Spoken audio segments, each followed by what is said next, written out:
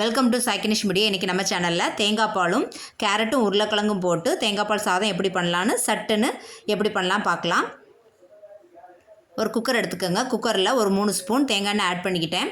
பிரிஞ்சி இலை, சோம்பு, பட்டை, லவங்கம், நட்சத்திரப்பூ, மராட்டி மூக்கு எல்லாத்தையும் போட்டு நல்லா வதக்கிக்கலாம். பச்சை மிளகும், இஞ்சி பூண்டு பேஸ்ட்டும் போட்டு நல்லா வதக்கி எடுத்துக்கலாம். நம்ம எடுத்து வச்சுருந்த உருளைக்கிழங்கும் கேரட்டையும் இந்த மாதிரி பொடி பொடி கட் பண்ணி இதையும் நல்லா எண்ணெயில் வதக்கி எடுத்துக்கலாம்.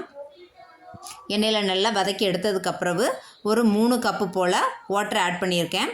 தண்ணி ஆட் பண்ணி தேவையான அளவு உப்பு ஆட் பண்ணி நல்லா கொதிக்க விட்டுக்கோங்க. 1.5 உலக்கு அரிசி எடுத்திருக்கேன். 1.5 உலக்கு அரிசிக்கு 6 கப்பு தண்ணி ஊற்றணும். அதில் 3 கப்பு தண்ணியும் 3 கப்பு தேங்காய் பாலும் ஆட் பண்ணியிருக்கேன். உப்பு தேவையான அளவு இருக்கான்னு நீங்கள் செக் பண்ணிக்கோங்க.